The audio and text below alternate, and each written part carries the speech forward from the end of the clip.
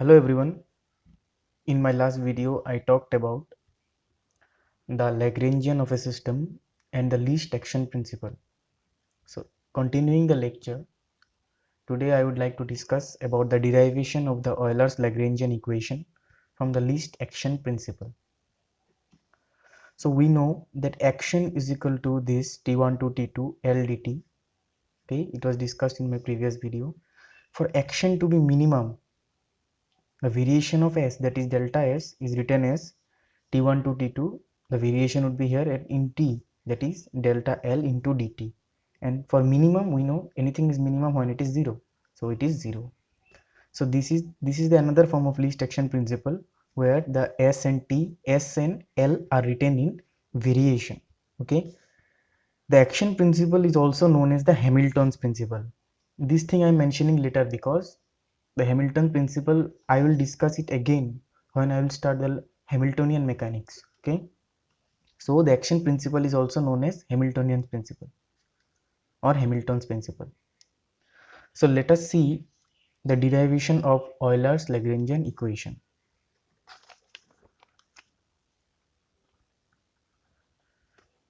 We know L, the Lagrangian function, is a function of position, generalized velocity and time.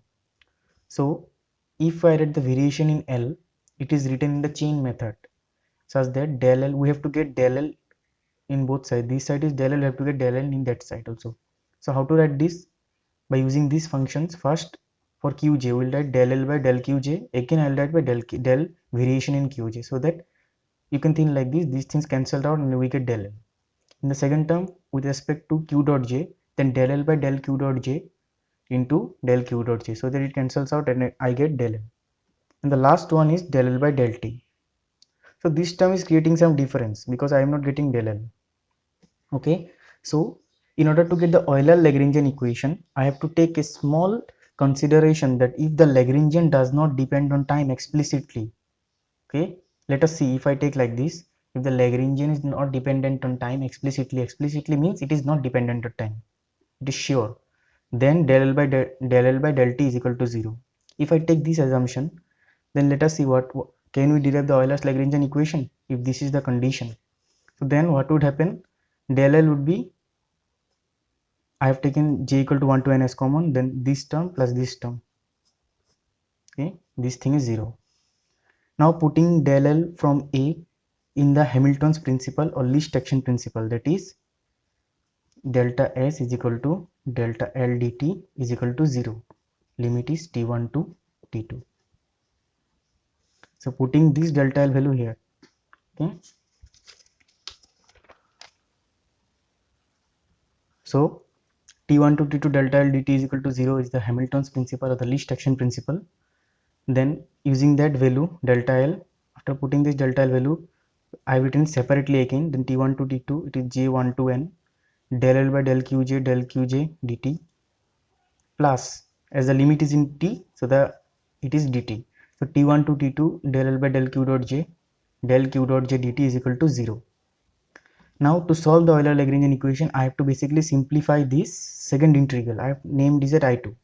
So integrating I2 by parts. So what is integration by parts? We know that integration of ub dt, where u is the first function.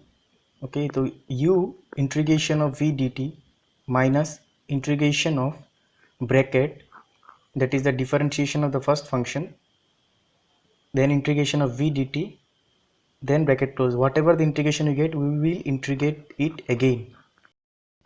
So in this case, I have taken the I2 is like this. So in this case, the first, this is taken as u and this is taken as v. So first it is u integration of v dt, right? So this is u integration of this one is this is v, the integration of v dt means integration of del q dot j dt. Del q dot j is del qj, means sorry, d by dt of del qj dt. Del q dot j is d by dt of del qj.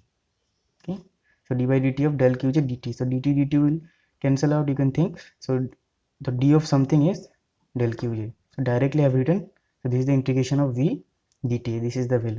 So second part is integration of ddt of u into integration of v dt. Integration of this is del q dot dt. Again this value will be again integrated. You can refer to this formula. So but the first term here, if we draw the configuration space or the least action principle, suppose this is the path followed by system from t1 to t2. Then the system while moving from t1 to t2, then q is the position, then del q is the variation in position. Meanwhile moving from t1 to t2, it varies itself. This side also variation would be there and this side also variation would be there. So the variation is maximum at the middle portions only. At the extremum position, that is the starting point and the end point of the journey, the variations are zero. You can see at this is coming to a point. In this point there is no variation. So variation increases in the middle and then again it decreases. So the extremum points, the variations is zero.